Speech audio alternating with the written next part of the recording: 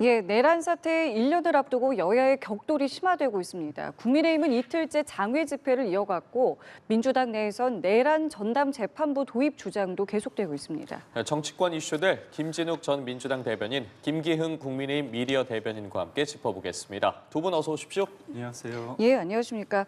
제가 내란 사태 1년을 앞두고라고 말을 했는데 다음 주면은 벌써 이제 내란 사태가 벌어진 지 1년이 되고 있습니다. 됩니다. 그렇기 때문에 여야에서도 이제 관련해서 목소리를 내고 있고 굉장히 상반된 이제 공방도 주고받고 있는데 일단은 국민의힘에서는 지금 국민과 헤어질 결심을 하는 것은 민주당과 이재명 정부다라면서 지금 민주당과 이재명 정부의 어떤 여러 가지 지금의 움직임에 대해서 굉장히 강도 높게 비난하고 있는데요. 어떻게 좀 듣고 계시는지 먼저 짧게 좀 여쭤보겠습니다. 장동혁 대표가 지금 장외 집회를 통해서 이재명 정부를 지금 이제 헤어질 결심을 국민과 하고 있다 이렇게 예. 얘기를 하고 있는데 사실 이 부분에 대해서 어떤 국민들께서 공감하실 수 있을지 잘 납득하기가 어렵다. 특히 지금 1년 이제 12.3 비상겸이 발동된 지 1년이 이제 다음 주로 다가오면서 네. 오히려 지금 이재명 정부를 공격하는 것으로 지난 비상겸을 좀 가리려고 하는 거 아닌가?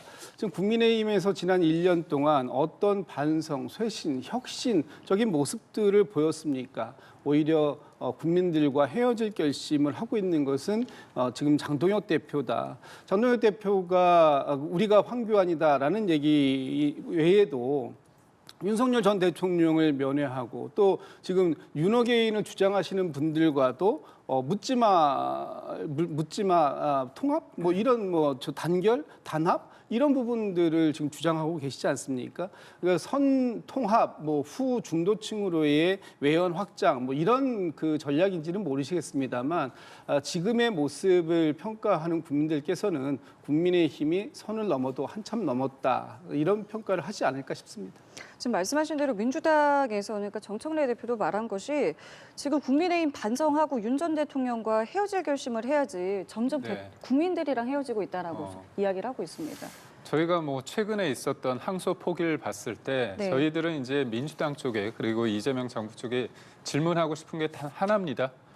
대장동 일당 편입니까? 아니면 국민의 편입니까? 그 질문을 드리는 이유가 지금 항소 포기를 위해서 국민이 1일에도 단돈 1원이라도 득이 되는 게 있습니까?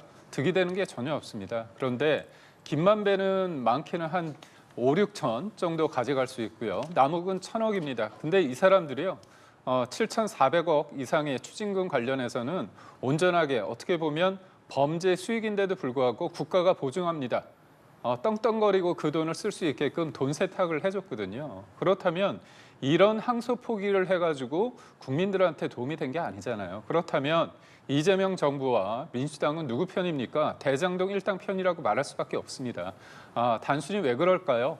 이재명 대통령께서 같은 사건으로 인해서 공동 피의자이기 때문에 이쪽에 신경을 쓸 수밖에 없다는 게 건전한 상식을 가진 국민들의 평가입니다. 그리고 이재명 대통령의 사법 리스크, 이 재판을 없애기 위해서 재판 중지를 넘어서 재판을 아예 삭제하려고 어떻게 합니까? 공소를 취소하려고 했죠. 검찰청을 없애고 야당도 없앤다고 합니다. 그리고 대법원장을 끌어내리고자 탄핵과 특검을 운운하고 있습니다. 이게 헌정 질서가 유린되고 있거든요. 이게 국민 편은 아니지 않습니까? 그래서 저희가 절박한 마음을 갖고 이 항소 포기의 부당함과 그리고 이재명 정부의 헌정 유린 이 상황을 국민과 함께 한 목소리를 내고 있는 겁니다. 알겠습니다. 자, 이런 상황 속에 민주당의 전현희 최고위원이 내란 전담 재판부 설치를 재차 강조하고 나섰습니다. 발언 준비해봤는데요. 듣고 나서 대담 이어가 보겠습니다. 윤석열의 두 번째 석방만큼은 무슨 일이 있어도 반드시 막아야 합니다. 내란 전담 재판부 설치를 더 이상 미뤄서는 안 됩니다. 네, 들으신 것처럼 전현희 최고위원 지금 극우 세력이 여전히 준동하고 있다면서 내란 전담 재판부 도입 주장을 재차 강조를 했습니다. 전 최고위원 같은 경우에 특검이 있으면 이 특판도 있어야 된다. 이 특판이라는 게 즉 특별재판부도 당연히 있어야 된다라고 주장을 하는 건데 앞서 당 지도부와의 뭐 속도차에 대한 이야기가 계속해서 나오고 있던 상황이지 않았겠습니까? 지금 시점에서 다시 어쨌든 나온 이 발언에 대해서 어떻게 해석해 봐야겠습니까? 지금 많은 국민들께서 이 지금 내란 재판을 지켜보시면서 좀 불안감을 가지고 계시는 것 같습니다. 지금 윤석열 전 대통령이 피고인으로 재판을 받고 있음에도 불구하고 그 내란 재판 1심이 언제 끝날지 상당히 불투명한 상황입니다. 심지어는 올해 안에 종결되는 것이 아니라 내년에도 재판이 계속해서 진행될 것이다. 이런 예상들을 하고 있습니다. 그런데 윤석열 전 대통령의 구속 기한이 아마 내년 1월 18일인가로 지금 저기 날짜가 나와 있기 때문에 그 안에 1심이 끝나지 못한다면 그렇다면은 구속이 취소되는 그래서 구속 만료 때문에 석방되는 그런 상황들을 맞이할 수 있는데 과연 이렇게 내란 재판이라는 것이 이렇게 거북이 걸음으로 진행돼도 되는 것인가? 너무나 좀 진행이 더디고 있다. 그리고 공정하지 않게 진행되는 거 아닌가라는 의구심을 가질 수밖에 없기 때문에 이 부분에 대해서 내란 특별재판부가 필요하다라는 점에 대해서는 당이 이미 오래전부터 주장을 했던 상황입니다. 그럼에도 불구하고 여러 가지 뭐 논란들이 있어 왔기 때문에 저희가 일시적으로 자제하고 있었던 것인데 어쨌든 1심이 거의 끝나가는 상황이라면 항소심이라도 특별하게 내란 행위와 관련된 사람들에 대해서는 집중적으로 심리를 진행할 수 있는 내란 재판부가 필요하다. 내란만을 전담할 수 있는 재판부가 필요하다는 것이 당의 뭐 변하지 않은 일관된 입장이었다. 이런 말씀을 드리고 싶습니다. 법안이 사실 발의 당시만 해도 급물살을 탈 것 같아 보였는데 어쨌든 당내에서 좀 신중론이 제기가 되던 상황이었습니다. 어제 이야기를 들어보면 이재명 대통령이 이제 돌아온 뒤에 순방에서 돌아온 뒤에 속도가 좀 붙을 것으로 본다라고 이야기를 했는데 지금 이 시점에서 나온 이 발언에 대해서 어떻게 좀 보십니까? 사실 각자 도생인 것 같습니다. 민주당의 의원들, 최고위원들 입장에서는 내년도 지방선거에 나갈 분들이 많거든요. 그런 입장에서는 굉장히 선명성을 강조할 부분이 있다. 그리고 강성 지지자들, 개딸들 입장에서 봤을 땐 이게 빨리 돼야 된다고 생각을 하시는 것 같아요. 근데 이재명 대통령 관련해서는 재판이 중지되고 있고 나아가서 재판을 아예 없애려고 하고 있습니다. 그런데 윤석열 전 대통령 관련해서 재판 진행된 과정에서 내년 초에 결과가 1심이 나온다고 예고가 돼 있는 상황에서 속도가 늦다. 그렇다면 그 공직선거법 허위사실 유포죄 관련해서 1심 이재명 대통령의 이 선거법 관련해서 요 관련해서만 1심이 2년 넘게 걸렸거든요. 그러면 이게 내란 혐의로 전임 대통령에 대해서 형사처벌을 하겠다고 그러는데 지금 재판 진행되는 게 굉장히 속도가 늦다는 건 굉장히 상대적인 개념이고요. 제가 드리고 싶은 건 뭐냐면 지금 뭐 민주당에서는 권리당원과 대의원의 어떤 표 등가성을 1대1로 하고 있습니다. 결국 강성 지지자들, 개딸들이 원하는 방식대로 가기 때문에 전현희 최고 같은 경우는 특검을 넘어서 특판. 우리가 특판을 얘기할 때는 사실 뭐 마트에서 계란 특판 이런 세일할 때만 쓰는 말이 이 특판이 뭐냐면요. 민주당식 검사가 특검입니다. 그렇다면 특판은 법원에서 알아서 하는 게 아니고요. 외부에서 영향을 주는 겁니다. 그렇다면 본인들 입맛대로 판사까지 하겠다는 겁니다. 제가 만약에 죄를 지어서 재판을 받고 있는데 재판부가 중간에 바뀐다? 이건 말이 안 되는 거잖아요. 그러니까 공정하게 재판을 받을 권리마저 이렇게 어떻게 보면 원칙이 무너지고 있습니다. 그래서 저는 본인들 민주당이 말하는 것처럼 계엄이고 내란이라는 게 확실하다면 왜 이렇게 좌불안석하시면서 재판부까지 바꾸려고 하는지 당체 이해가 안 됩니다. 제가 짧게만 좀 두 가지만 좀 말씀드리고 싶어요. 일단 첫 번째, 내란 재판과 이 선거법 재판을 동일선상에서 비유한다라는 것, 이거 자체가 어불성설이라고 생각됩니다.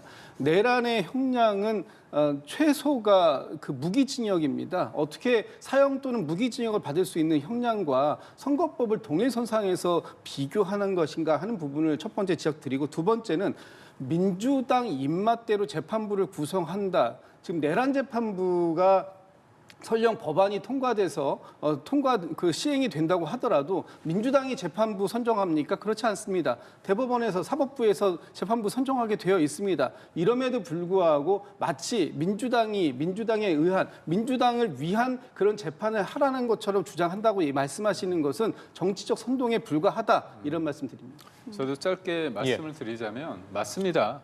계엄이 내란인지 여부를 치열하게 다퉈야 되기 때문에 그 무게가 더 있기 때문에 그만큼 방어권 보장도 있고요. 여러 가지 해야 될 게 많습니다. 계엄이란 거, 그게 내란인지 여부를 따지려면 이거는 집단 범죄입니다. 그렇기 때문에 많은 사람들에 대해서 법정에서 얘기를 하고 증거를 채택해야 되는 부분이 있습니다. 결국 단순히 선거법보다도 굉장히 많은 시간이 필요할 수밖에 없거든요. 그런 말씀을 드리고요. 또 하나 지금 내란 특별재판부 관련해 가지고 그게 법원에서 한다 그게 아닙니다. 위원회를 만들어 가지고요. 그 부분에 있어서 위원회 구성이 중요한 겁니다. 그렇다면 위원회 구성에 있어서 민주당의 입김이 작용될 사람들을 넣는 거거든요. 그게 어떻게 지금까지 이뤄왔던 법원에서 판사들을 임의대로 무작위로 하는 것과 같을 수 있습니까? 알겠습니다. 자, 국민의힘 같은 경우에는 주말 내내 장외로 나갔습니다. 관련한 발언도 함께 들어보시고 대담 이어가겠습니다. 국민들께서 레드카드를 들 때가 되었습니다. 반시장, 반인권, 반법치, 반칙을 일삼는 이재명에게 국민들이 대상을 명할 때가 되었습니다. 네, 목소리 들어보셨는데 앞서 대변인님께서 국민의힘의 최근 행보에 대한 언급 짧게 해주셨는데 지금 이렇게 장외로 나가고 있는 부분에 대해서는 어떻게 좀 보고 계세요? 저거는 뭐 명백한 대선 불복이고 헌법 불복 아닙니까? 지금 장동혁 대표가 지난 8월 달에 전당대회를 할 때부터 이재명 대통령을 끌어내리겠다라는 부분을 얘기했습니다. 사실상 이재명 정부가 출범한 지 2달도 안 됐을 때부터 그런 말씀을 지금까지 계속하고 계시는 거예요. 명백한 대선 불복 아닙니까? 국민들이 선택하고 또 이 그 헌법에서 보장된 권리로서 지금 대통령직을 수행하고 있는데 이재명 대통령이 또는 이재명 정부가 어떤 잘못을 했습니까? 탄핵을 받을 만한 그런 잘못을 했습니까? 아니면 지금 명백한 탄핵 사유가 있습니까? 그럼에도 불구하고 허구한 날 장외 집회로 나가서 좀 국민들을 선동하고 있고 국론을 분열시키고 있는 역할을 제1야당의 대표가 하고 있다라는 것, 이런 부분들 때문에 지금 국민의힘에 대한 국민 지지가 형편없이 낮게 나오는 겁니다. 이런 부분들을 이해하지 못하고 계속해서 윤호개인 그리고 내란을 옹호하는 듯한, 뭐 좀 전에도 내란의 재판에 대해서 신중을 기할 필요가 있다고 말씀하시는데 지금 12.3 비상계엄에 대해서 위헌 위법이라는 것은 이미 헌법재판소에서 판단이 나온 겁니다. 그럼에도 불구하고 윤석열 전 대통령의 비상계엄이 내란이 아니다? 이렇게 지금 국민의힘은 여전히 주장하시는 거잖아요. 그리고 그런 주장을 함께 하시는 분들과 손잡고 일치 단결해서 이재명 정부를 끌어내리겠다라고 얘기하는데 이것은 정말 그 국민들께서 이 부분에 대해서 납득하기도 어려울 뿐더러 지지받기는 더더군다나 어려운 일을 계속해서 하고 계시기 때문에 국민의힘이 국민들과 헤어질 결심을 단단히 하고 계시는 것이구나, 이런 평가를 할 수밖에 없는 것입니다. 그러니까 지금 내놓고 있는 메시지가 확장적인 측면에서는 좀 제한적일 수 있지 않냐, 이런 우려도 사실은 있습니다. 어떻게 보세요? 맞습니다. 뭐 중도를 먼저 하느냐 아니면은 지지자들의 어떤 집토끼를 먼저 잡느냐에 따라서 선후 관계가 다를 수 있죠. 근데 냉정하게 한번 말씀을 드리겠습니다. 대통령은 계엄을 해서 그게 헌재에서 파면이 당했습니다. 정치적, 법적 책임을 지우고 있죠. 그리고 내란 관련해서 계엄이 내란인지 여부를 형사 재판을 받고 있습니다. 그런데 민주당은 그리고 이재명 정부는 어떻습니까? 지금 내란이 진행 중이라고 말씀을 하고 계십니다. 내란이 진행 중인데 어떻게 제가 여기에서 멀쩡하게 이렇게 방송을 할 수 있겠습니까? 집권 여당으로서 그리고 정부로서 해야 될 게 뭡니까?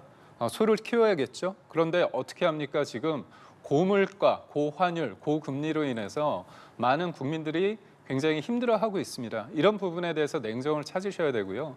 그런데도 불구하고 끊임없이 지금 어떻게 하죠? 국민의힘을 위헌정당으로 얽매면서 해산시키려고 합니다. 검찰청을 없애려고 합니다. 그래서 저는 우리가 재판이 이재명 대통령께서 재판이 중단됐는데 그거는 헌법 84조에 대해서 명확한 입장이 나오지 않았습니다. 그리고 대선 출구조사 때 어떻습니까? 63.9%가 재판이 진행돼야 된다고 하고요. 재판 중지돼야 된다는 건 25%였습니다.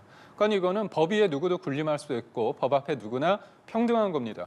아니 그렇게 당당하시다면 재판 받는 게 뭐가 어렵습니까? 당대표 시절에도 재판 받으시지 않았습니까? 대통령으로서 해야 될 일과 본인이 예전에 지은 죄 때문에 재판을 중지시켜야 된다는 건 다른 측면이거든요. 그렇기 때문에 저희는 재판이 진행돼야 된다. 이런 말씀을 드리는 거고요. 이거는 저희의 뜻이 아니라 국민들의 상식적인 목소리다 이렇게 말씀드립니다. 앞서 뭐 국민의힘의 장애 움직임 또 장동혁 대표의 목소리에 대해서 말씀을 해주셨는데 장동혁 대표 같은 경우에도 어쨌든 이제 취임 100일이 다가오고 있습니다. 12.3 비상계엄 1년이 공교롭게 좀 맞물리게 되면서 앞으로 그렇다면 어떤 목소리를 낼지에 대해 관심이 쏠리는데 언급해 주신 부분, 뭐 중도층과 관련해서 뭐 여러 가지 분위기도 감지되고 있는 상황 속에 장 대표가 지금까지의 분위기라고 해야 될까요? 발언 기조를 계속해서 좀 이어갈 거라고 보십니까? 당분간 계속해서 이런 기조를 가져가지 않겠습니까? 아마 이것이 지금의 국민의힘의 지지층을 결집시키는 데 도움이 된다고 생각할 것이고요. 또 윤상현 의원께서 지난번에 그런 말씀도 작년인가요? 그런 말씀을 잠시만요, 대변인님. 저희 노란봉투법 관련해서 정부의 발표, 시행령 발표 내용 함께 특히 듣고 대답 사용자성 이어가겠습니다. 함께 보시죠. 노동쟁의 범위, 교섭 절차에 대해 노사 당사자, 전문가, 관계 부처 등과 심도 있는 논의를 지속적으로 진행해 오면서 법적 정합성과 현장 수용성을 모두 높일 수 있는 구체적인 실행 방안을 마련하기 위해 노력해 왔습니다. 이를 통해 사용자성 기준, 노동쟁의 범위에 대해서는 지침을 통해 구체적인 기준과 예시 사례를 제공할 수 있도록 준비하고 있습니다. 교섭 절차와 관련해서는 다양한 의견 수렴 등을 통해 법적, 현실적 측면을 종합적으로 검토한 결과 현행 제도 내에서 하청 노조의 교섭권을 최대한 보장하여 원하청 노사의 실질적인 교섭을 촉진하고 안정된 교섭 체계를 이루기 위해 노동조합법 시행령 등을 보완하게 되었습니다. 노사관계는 노사 자치의 원칙에 따라 노사가 스스로 결정하고 정부는 이를 최대한 지원해 주는 역할을 하는 것이 가장 바람직합니다. 이와 같은 노사 자치의 원칙을 교섭 과정에서 최대한 살려 개정법의 취지에 따라 하청 노동자의 실질적인 교섭권을 보장하면서도 안정적이고 효율적인 교섭 틀을 만들어 나갈 수 있도록 노동조합법 시행령 등 개정안을 마련하였습니다.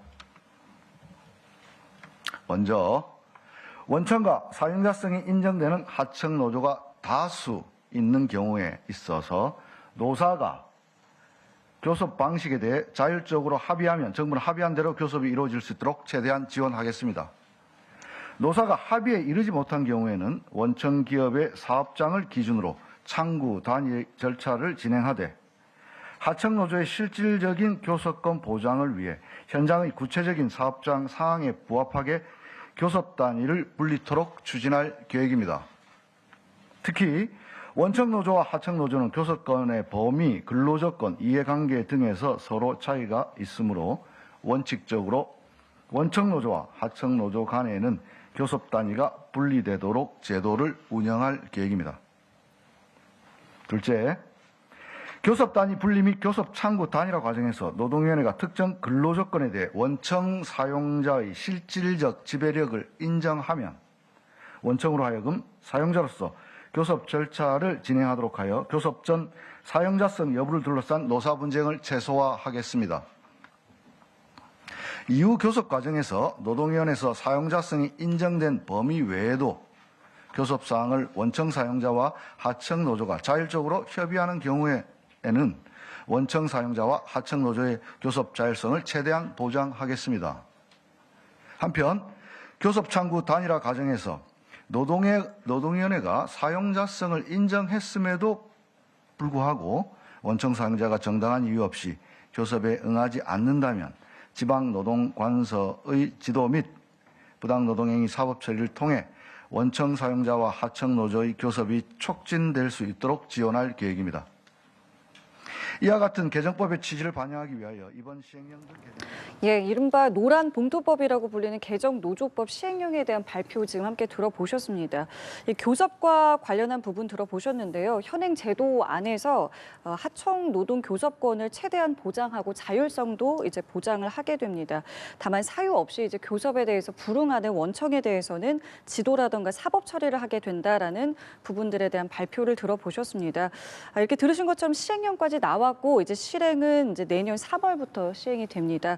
두 분께서는 어떤 부분에 대한 기대가 있으시고 또 이게 워낙 또 사안이 첨예했던 만큼 두 분의 생각도 좀 들어보고 싶습니다. 노란봉투법이 이제 필요하다라는 부분들에 대해서는 좀 인정이 좀 있었던 것 같습니다. 그런데 그럼에도 불구하고 사용자의 기준이라든지 아니면은 이 노동쟁의의 범위라든지 또는 교섭의 절차라든지 이런 부분들에 대해서 조금 더 구체성이 있어야 되겠다. 좀 모호함을 좀 해소시켜야 될 필요가 있겠다라는 부분들이 이제 지적이 되었고요. 그 부분에 대해서 정부가 오늘 이제 시행령을 통해서 조금 더 좀 상세한 내용들을 통해서 이걸 좀 보완해놨던 측면 이런 네. 부분들이 강조된 것으로 지금 보여지는데요. 아마 이런 부분들을 통해서 그 원청과 하청 사이에서의 어떤 교섭이 조금 더 원활할 수 있게끔 만들어주는 부분이 있을 것이다. 아마 이 부분에 대한 시행 결과에 따라서 추가적인 보완 여부는 그때 또 확인할 필요는 있을 것 같다 이런 생각이 듭니다. 예. 아무래도 제가 볼 때는 민노총, 노동계의 어떤 청구서가 쌓이고 있고 그거를 이재명 정부가 하나하나 풀어주고 있다고 볼 수 있는데요. 최근에 민노총과 한국노총 관련해서 그 전세자금 110억 원 정도가 우리의 세금으로 국민들의 혈세로 지급이 된다고 합니다. 그리고 이번에 사용자의 범위를 넓힌 겁니다. 그래서 원래 원청과 하청이 있을 때 하청 노조는 하청 기업에 대해서 그 기업을 대상으로 파업을 해야 되는 거 아닙니까? 교섭을 해야 되는 건데 이게 원청을 대상으로 하청 노조가 교섭을 할 수 있고 일이 잘 안 됐을 때 파업을 할 수 있다는 걸 했습니다. 그러면 지금 우리나라의 어떤 조선산업, 자동차 사업 그리고 철강 산업 같은 경우는 하청 기업이 수백 개 됩니다. 그렇다면 이 수백 개의 기업과 교섭을 하고 이게 안 됐을 때 파업이 일어난다는 거거든요. 그렇다면 기업들이 실제로 일을 제대로 할 수 있겠습니까? 그런 측면이 있고 또 하나는 예전에는 근로 조건을 가지고 임금 등에 대해서 파업을 할 수 있었습니다. 교섭 대상인데 지금은 근로 조건에 영향을 끼칠 수 있는 것도 교섭 대상과 파업 대상이 됩니다. 속된 말로 조선업계가 미국에 대해서 투자를 할 수 있다고 하면 그거에 대해서 노조가 반대를 하면 그것도 교섭 대상과 파업 대상이 되는 겁니다. 그러니까 우리나라 기업들이 미국의 어떤 관세 협상에 있어서 많은 역할을 했습니다. 그런데 사실상 그 협상의 최전선에 팔을 비틀어서 전면에 내몰았는데 국내에서는 어떻습니까? 그 사람들이 기업을 제대로 할 수 있게끔 어떤 관련된 규제가 완화되나요? 그게 아닙니다. 도리어 노란 봉투법을 통해서 사용자의 범위가 커지면서 교섭을 하고 파업을 해야 될 그런 기업들을 상대할 건데 많아졌고요. 무엇보다도 임금뿐만이 아니라 여러 가지의 어떤 경영상의 문제까지 노사가 과도하게 영향을 끼칠 수밖에 없는 상황이기 때문에 기업하기 참 힘든 여건이다 이런 말씀을 드립니다. 알겠습니다. 관련 내용 이제 두 분께 여쭤보기에 앞서서 국민의힘의 움직임에 대해서 좀 저희가 다뤄보고 있었습니다. 특히나 뭐 장동혁 대표와 관련된 말씀 해주고 계셨는데 지금 내년 어쨌든 지방선거 앞두고 국민의힘 내부에서 중도층의 이탈 조짐도 강조되고 있는 상황인데 그럼에도 불구하고 당분간은 장동혁 대표의 이러한 기조가 유지될 것이다라는 말씀을 해주셨습니다. 계속 이어듣겠습니다. 그렇습니다. 이제 지금 장동혁 대표가 지금 끌고 가고자 하는 방향은 선 지지층 결집, 후 중도층으로의 외연 확장 이런 부분들을 얘기하고 있는데 이미 지금 지난주 갤럽의 여론조사를 보면 사실상 다음 그 지방선거에서 어느 쪽을 후보를 더 선택할 것이냐 하는 부분을 일반적으로만 놓고 보면 여당을 선택하겠다라는 게 42%, 야당을 선택하겠다는 것이 35%입니다. 이 차이가 한 7%포인트의 갭밖에 안 되는데 이 부분을 조금 더 깊이 들어가서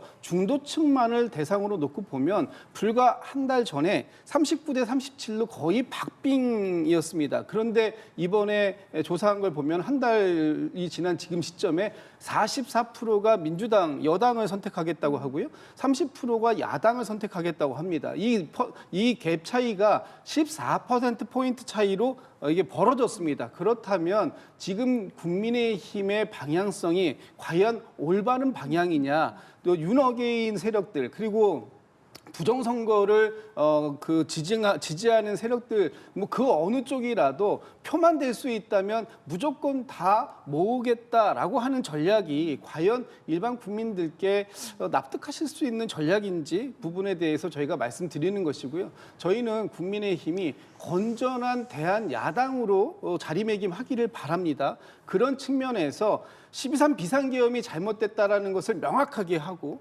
내란이었다라는 내란 부분과 또 윤석열 전 대통령과 단호하게 결별하는 모습을 통해서 다시 이 나라의 어떤 중심적 세력으로 우뚝 설 수 있는 그런 대한정당이 되길 바라는데 지금 국민의힘은 그럴 마음이 너무 없어 보인다라는 것 때문에 제가 안타깝다라는 말씀을 계속해서 드릴 수밖에 없는 상황이다라고 봅니다. 지금 여론조사 이야기를 해주셨거든요. 네. 앞서 말씀해주신 부분을 저희가 지금 그래프로 다시 한번 보면서 좀 이야기를 나눠보자면 지난 21일에 한국갤럽 조사입니다. 여당 후보가 더 많이 당선되길 바라는 여론이 야당 다수 당선 여론보다 오차 범위 밖에서 이제 우세한 것으로 조사됐고 짚어주신 것처럼 특히나 중도층에서 여당 후보 다수 당선 기대가 보시는 것처럼 44%입니다. 야당 후보 다수 당선 기대 30%를 약 14%포인트 앞서고 있는 네. 상황인데 지금의 이 모습은 좀 어떻게 바라봐야겠습니까? 우선적으로 여론조사를 볼 때 추이가 중요하지 예. 않습니까? 그렇다면 저희한테 좀 뼈아픈 대목이긴 합니다. 근데 이제 갤럽 같은 경우는 면접 여론조사입니다. 그래서 전화를 걸어가지고 사람이 사람한테 묻는 거죠. 그런데 ARS 전화를 통해서 기계음으로 해가지고 이미 녹음이 된 것을 했을 때 여론조사의 어떤 그 내용이 좀 다릅니다. 그때 지난주에 같은 경우에는 제가 개별 여론조사 관련해서 언급은 하긴 그렇고요.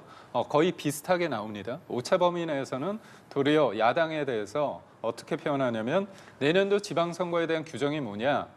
정권을 심판하고 견제하는 쪽이 그다음에 또 국정을 지지하는 쪽보다 오차 범위 내에서 좀 나은 그런 결과도 나왔거든요. 그렇다면 뭐냐?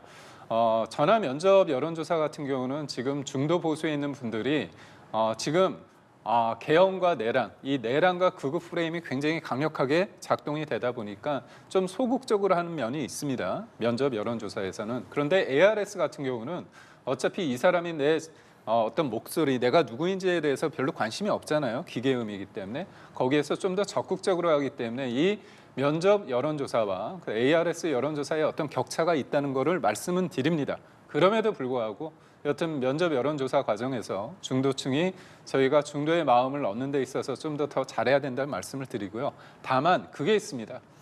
극우나 내란이라는 이 프레임이 굉장히 무섭습니다. 그래서 좀 이거에 대해서 지금 이재명 정부에 대해서 비판을 하는데도 불구하고 그게 극우다, 내란이다 이렇게 얘기하다 보면 주변에서 말이 많다 보면 이게 위축이 되는 경향이 있거든요. 그런데 이제 다음 달이면 1년이 됩니다. 그리고 내년 지방선거는 앞으로의 미래에 대해서 얘기를 하는 거거든요. 그런데 2년 전 상황에 대해서 계속 내란 이런 얘기를 했을 때 국민들이 중도에 있는 분들이 민주당 내란 프레임 여전히 맞아 그렇게 될지 아니면 소를 누가 키웁니까? 그렇다면 지금의 부동산 정책 관련해서도 11호 대책 관련해서 지금 결과가 한 달여 만에 나왔는데 수치가 집값이 더 뛰고 있다는 거 아닙니까? 전세는 씨가 마르고 있고 월세는 폭등하고 있는 상황이기 때문에 제가 볼 때는 이재명 정부와 민주당이 말씀드리고 싶은 거는 소를 잘 키웠으면 하는 바람이 있습니다. 알겠습니다. 그럼 바로 민주당 이야기도 해보겠습니다. 앞서 잠깐 이야기가 나왔는데 지금 민주당에서는 대의원과 권리당원에게 모두 한 표씩을 주는 1인 1표제를 추진하는 것과 관련해서 당내에서 여러 목소리가 좀 나오고 있습니다. 정청래 대표 같은 경우에는 이게 오래전부터 추진을 해왔다, 미룰 수 없는 과제다라고 이야기를 하고 있지만 당내에서는 이제 반대 목소리가 뭐 현역 의원까지도 하고 있는데 이제 궁금한 게 이 내용들을 좀 잘 들여다보면은 이 자체에 대한 반대인 것인지 아니면 이게 지금 정 대표가 추진하고 있는 어떤 방식이라든가 속도에 대한 반대가 조금 더 방점이 찍혀 있는 건지 이 부분부터 좀 정리를 해주실까요? 일단 이번 그 정청래 대표의 당원 당규 개정 작업은 당원들과의 약속입니다. 이미 당원 주권을 강화하겠다라는 부분에 대해서는 이재명 대통령께서 이 대표를 네. 재임하던 시절부터 계속해서 강조를 해왔던 사안입니다. 그리고 지금 현재 대의원 한 명이 권리당원 20분 정도의 그 권한을 갖고 있습니다. 그런데 이것이 불과 2년 전에 23년도 11월 달에 이재명 대통령께서 대표 재임 시절에 이 부분을 60대 1이었던 것을 20대 1로 대폭적으로 줄인 겁니다. 대의원의 권한을. 그리고 정청래 대표가 올 8월 달에 전당대회를 할 때 이 부분도 이제는 당원의 숫자가 굉장히 많아진 만큼 이 대의원에게서 20표를 주는 것을 1대 1로 바꿔야 되겠다라는 부분에 대해서 강조했고 그 공약으로 내세워서 사실상 당시에 대표가 60% 이상의 높은 압도적인 지지를 받으면서 당원들에게도 어느 정도 이 부분에 대해서 충분한 공감대는 형성이 됐다고 보는 것인데요. 지금 일부 이 부분에 대해서 문제 제기를 주시는 분들의 입장도 충분히 이해가 됩니다. 저희가 대의원 제도를 가지고 있었던 것 자체, 이것은 취약 지역에 대한 배려이기도 하고 전국 정당을 만들겠다라고 하는, 그래서 특히 영남권 같이 저희가 당세가 약한 부분에 있어서는 뭔가 특별한 배려를 해야 되겠다. 그래서 이 대의원 제도가 필요하다라는 말씀도 저는 충분히 이해가 됩니다. 그러나 이 부분이 당원 주권을 강화시키겠다라고 하는 그런 명분들로서 계속해서 대의원의 권한을 축소시켜 왔던 이 그 당의 입장을 놓고 본다면 다른 방식으로 대의원들의 권한을 강화시키는 방법도 연구할 필요가 있겠다라는 것 때문에 이번에 이 당원 당규를 개정하는 것과 별도로 이 대의원 제도를 조금 더 강화할 수 있는 TF를 구성해서 거기에서 연구하는 방안까지도 제시가 되고 있는 겁니다. 그렇기 때문에 오늘 이제 당무위가 열릴 것이고요. 당무위에서 어떤 결과가 나오냐는 뭐 지켜봐야 되겠습니다만 예. 당무위를 통과하게 되면은 이번 주 금요일 중앙위원회에서 최종적으로 당원 당규의 개정 작업이 이루어지게 되는데 이 과정들 속에서 문제 제기는 할 수 있습니다만 이 문제 제기가 자칫 당의 내홍처럼 비춰지는 부분은 경계해야 할 부분이고 우리 당의 내분을 바라는 사람들은 밖에 또 따로 계시는 분들이 있기 때문에 우리 당에서는 충분하게 토의하고 토론하되 이것을 하나의 안으로 잘 만들어가는 모습을 보여주는 것이 지금은 굉장히 중요한 시점이 아닐까 이렇게 생각하고 있습니다. 과적으로 봐야 된다는 말씀이신데 네. 어떻게 보셨어요? 당내 문제이기 때문에 외부의 시각이 객관적일 수 있습니다. 제가 정청래 대표를 옹호할 줄은 몰랐는데요. 이게 이재명 대통령께서 2023년도에 당대표 시절에 1대 60이었습니다. 권리당원이 60표고 대의원 1표가 권리당원 60표였습니다. 그거를 1대 17로 바꿉니다. 그 이후에 무슨 일이 있었냐? 비명 횡사, 친명 횡재. 그래서 공천을 친명 위주로 했고요. 총선에서 이기고 단 다음에 당대표 연임을 했습니다. 그렇기 때문에 그 흐름상 그런 판을 만든 게 누구냐? 이재명 대통령입니다. 그런데 지금 정청래 대표 입장에서는 그 흐름대로 가는 거거든요. 아니 60대 1을 20대 1로 바꿨잖아요. 그럼 20대 1을 1대 1로 바꾸는 겁니다. 근데 이걸 봤을 때 이재명 대통령은 불쾌한 겁니다. 왜냐?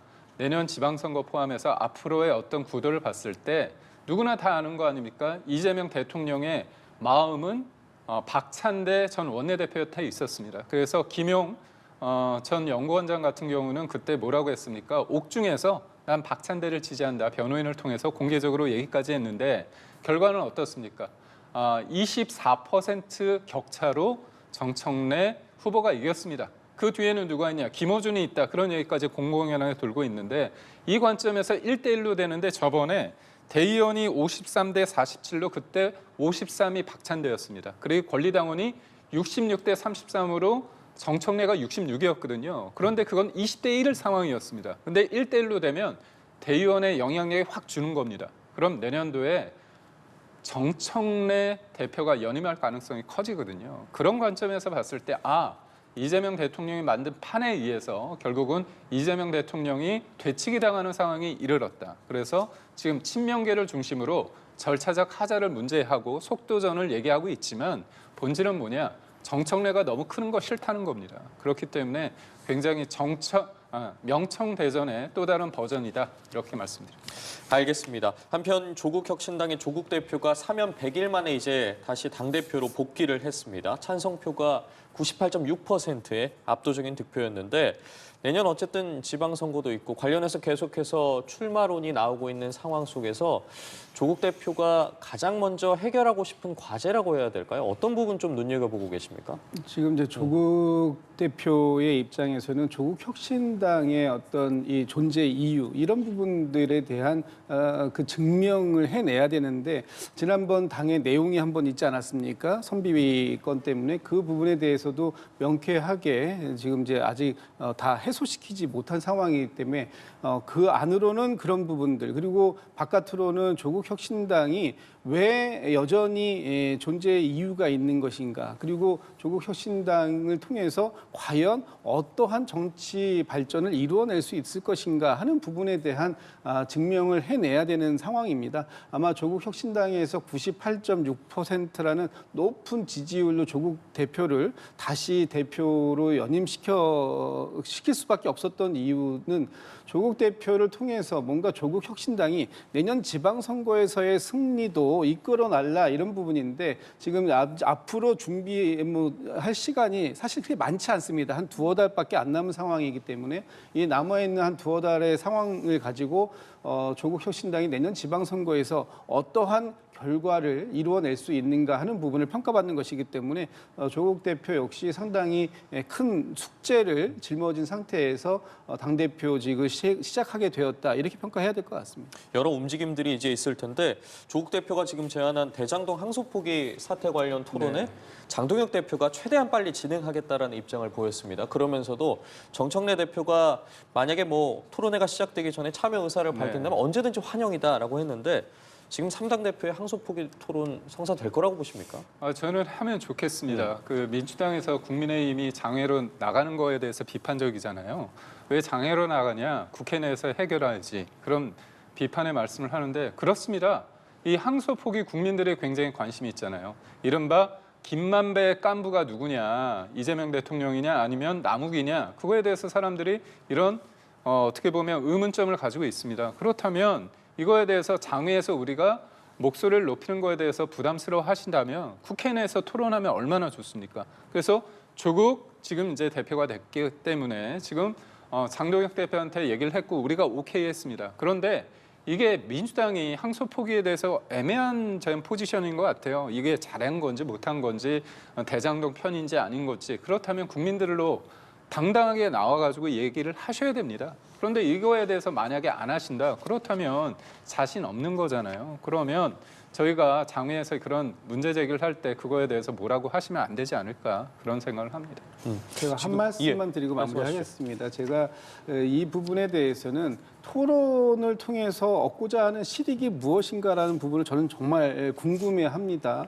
특히 사법부가 판단해야 할 영역을 정치적 영역으로 끌고 와서 정치적 판단을 통해서 잘잘못을 따져보자라고 얘기하는 것 이것이 과연 우리나라의 삼권 분립 또는 사법부의 존중 또는 사법부의 판단까지도 정치적으로 해석해야 한다라는 것인가에 대해서 묻지 않을 수 없다는 말씀드리고요. 지금 정청래 대표가 굳이 이 3자 토론에 참여해야 할 이유는 하나도 없어 보인다 이런 말씀만 드리고 싶습니다. 알겠습니다. 자, 그리고 순방 중인 이재명 대통령이 현재 언론과의 인터뷰를 했는데요. 통일에 대한 이제 입장을 내놨습니다. 통일은 헌법에 명시된 국가의 책무다. 다만 일방적인 방식에 대한 통일은 추구하지 않고 단계적, 점진적인 통일을 지향하고 싶다라는 발언을 내놨는데 어떻게 들으셨는지 먼저 듣겠습니다. 우선적으로 통일 중요합니다.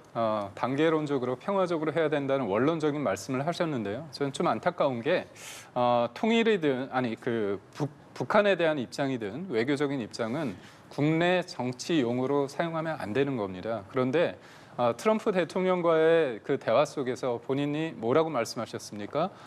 피스메이커라고 나는 페이스메이커를 하겠다는 거잖아요. 문재인 전 대통령, 문재인 정부 시절에는 한반도 운전자론을 가서 본인의 능력치에 비해서 과하게 본인을 설정했습니다. 그렇다면 지금 같은 민주당 계열의 정부인데도 불구하고 굉장히 모든 것들에 대해서 굉장히 관조적, 제3자의 관점에서 이렇게 한다는 게 있거든요. 그리고 북미 협상을 했을 때 가장 우려되는 대목은 뭐냐? 트럼프는요, 노벨상을 받고자 하는 부분이 다분합니다. 그렇다면 북의 핵에 대해서, 북한의 핵에 대해서 인정하는 듯한 발언을 하고 있고 또 더더욱 우려되는 건 이재명 정부의 고위 당국자들이 그거에 대해서 수긍을 하고 있습니다. 핵을 인정한 상황에서 통일을 논하기 굉장히 어렵잖아요. 그래서 저희는 통일에 대해서 말하기 전에 북한에 대한 핵에 대한 입장 그리고 어떤 식으로 대화를 할 것에 대한 분명한 입장이 먼저 선결돼야 된다 이렇게 봅니다. 예. 통일을 하자는 것인지 말자는 것인지 모르겠습니다. 통일에 대해서 우리 헌법이 그 규정을 짓고 있기 때문에 통일에 대한 의지를 밝히는 것, 그 부분에 대해서는 아주 원론적인 입장이다라고 저는 말씀드리고 싶고요. 지금 이재명 대통령께서 취임한 이후에 북에 대한 입장을 명확하게 밝히고 있습니다. 북과는 하나가 되어야 하지만 그 하나가 되는 방식이 어떤 한쪽의 일방적인 힘에 의한 통일은 불가능하다. 지난 윤석열 정부 때 통일을 힘에 의한 통일, 그래서 무력이라도 사용할 수 있다라는 그런 주장을 하셨던 쪽이 국민의힘이 아니었는가라는 생각이 드는데 저희가 평화적인 방식 그리고 북이 우리가 호응하지 않는 그런 상태에서의 통일은 이루어질 수도 없고 또 이룬다 하더라도 그 후과가 너무 클 수밖에 없는 상황이기 때문에 이번에 독일 총리와의 회담을 통해서도 독일의 통일 사례에 대한 어떤 그 노하우를 저희에게 전수해달라 이런 말씀까지 하실 정도로 통일에 대한 의지는 분명하고 그 통일을 평화적인 방식으로 이루어야 되겠다라는 방법론도 분명하다. 다만 지금 남과 북이 통일을 얘기할 수 있는 그런 수준인 것이냐라는 부분에는 많은 의문이 있는 건 있습니다. 그럼에도 불구하고 그런 전제 조건들을 하나씩 해소해가는 과정, 이것이 정치 지도자의 역할이다. 이런 말씀을 드리고 싶습니다. 그렇다면 이어서 이재명 대통령 지지율도 좀 살펴보도록 하겠습니다. 한 주 만에 반등을 해서 지금 보시는 것처럼 55%대를 이제 다시 회복을 한 모습입니다. 리얼미터가 11월 17일부터 21일, 그러니까 지난주 이재명 대통령이 이제 순방 기간에 했던 조사인데 이 순방 성과에 따른 좀 효과가 나타났다라고 봐도 되겠습니까?